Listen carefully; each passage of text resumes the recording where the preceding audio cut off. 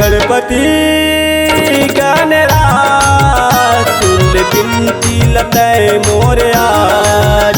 गणपति गणराज सुन बिनती लतय मोरे आज। सुन ले मोरे पुकार आयो तोरे दुआर, सुन ले मोरे पुकार आयो तोरे दुआर, करा वंदना लतोर बार बार।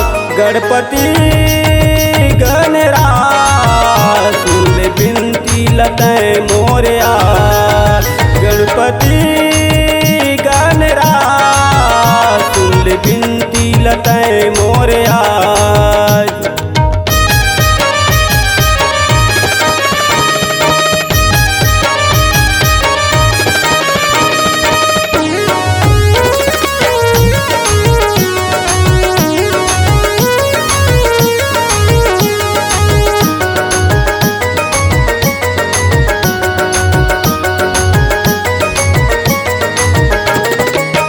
खोआ मिठाई के लड्डू बनाहूँ, ओखर तोला भोगे लगाहूँ।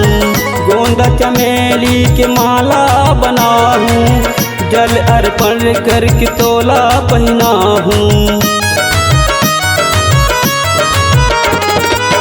खोआ मिठाई के लड्डू बनाहूँ, ओखर तोला भोगे लगाहूँ। गोंदा चमेली के माला बनाहूँ, जल अर्पण करके तोला पहनाहूँ। करूँ आरती लतोर बार बार, करूँ आरती लतोर बार बार। गणपति गणराज सुन बिनती लतय मोरे आज। गणपति गणराज सुन बिनती लतय मोरे आज।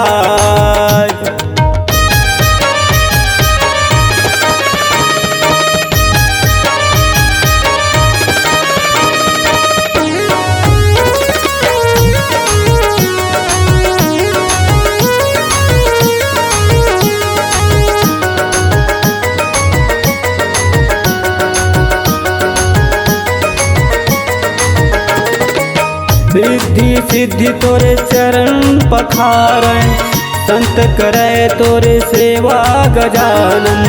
भादो महीना मतहा विराजे, तीनों लोके स्वामी कहलाए।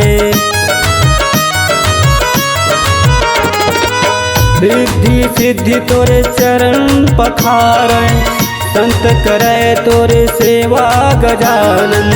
भादो महीना मतहा विराजे, तीनों लोके स्वामी कहलाए। जगमा होवा जय जयकार, जगमा होवा जय जयकार। गणपति गणराज सुन बिनती लतय मोरे आज। गणपति गणराज सुन बिनती लतय मोरे आज। सुन बिनती लतय मोरे आज। सुन बिनती लतय मोरे आज। सुन बिनती लतय मोरे आज।